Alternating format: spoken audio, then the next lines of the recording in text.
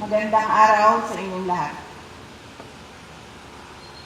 Today, we celebrate not merely a date, but the courage of a people who fought for freedom and sovereignty.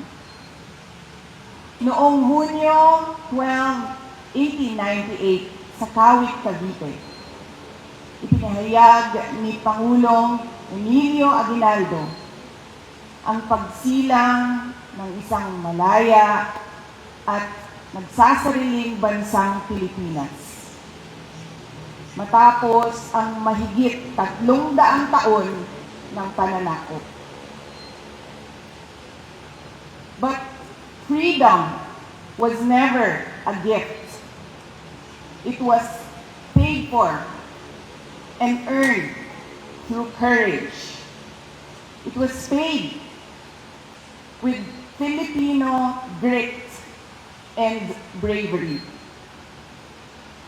When the Treaty of Paris transferred our homeland from one colonial master to another without the consent of the Filipino people, our forebears refused to be bought and sold like property. Pinili nila ang paglaban kaysa pagsuko, ang dangal kaysa pagpapasakop. This is our inheritance. Lumaban tayo sa bawat puwersang nagtatangkang magdikta ng ating kapalaran. Thousands gave their lives so that one flag, and one flag alone, would fly over this republic. That is our identity. That is our duty. We fought for our sovereignty against foreign invaders. But sovereignty is not lost only to those who come from foreign shores. Nawawala rin ito sa tuwing ang serbisyo publiko ay nagiging pribadong negosyo. Kung ang mga opisyal ng gobyerno ay mala sindikato sa pagnanakaw ng pera ng bayan. Every peso stolen from the people's treasury steals a child's freedom from hunger. It steals a student's freedom from illiteracy or substandard education. It steals a patient's freedom to obtain quality health care. It steals a worker's freedom to earn a decent living. Every ghost project is a classroom never built.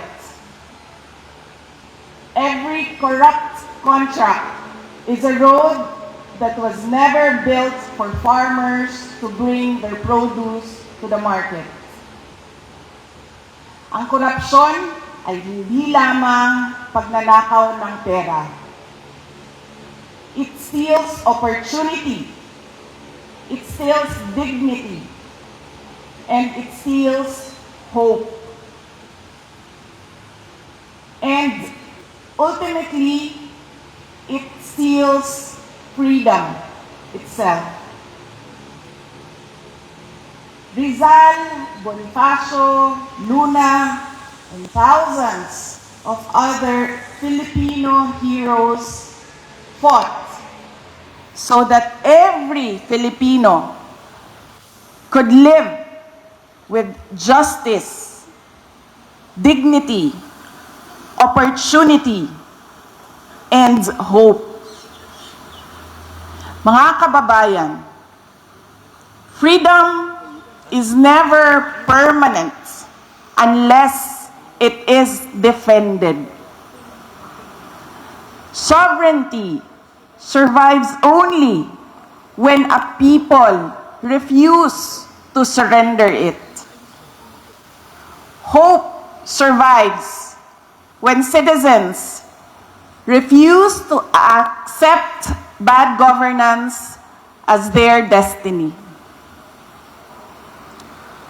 Hope survives when citizens act together, have their voices heard, demand what our heroes fought so gallantly for: the rights of every Filipino to a dignified human life.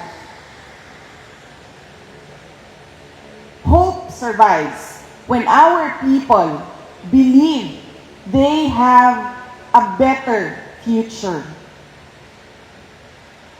On this Independence Day, let us resolutely stand up for truth, for accountability, for freedom, and for sovereignty.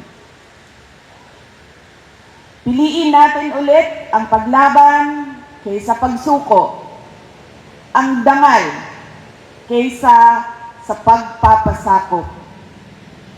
Piliin natin ang katotohanan. Piliin natin ang pananagutan. At higit sa lahat, piliin natin ang pag-asa. Mubarog ug makigbisog kita batok sa tanang puwersa nga musulay sa pagbuot sa atong kapalaran. Uban sa paglaom nga nagikan sa dili malupig nga gahom sa kasing-kasing sa katawhang Pilipino. Ang Independence Day mao ang atong adlaw sa paglaom nga ang kagawasan ug soberanya mao gyud ang atong tinuod ug malungtarong kabilin. Mga kababayan, ang lahat ng ginagawa natin ay para sa Diyos, sa bayan, at bawat pamilyang Pilipino. Syukran.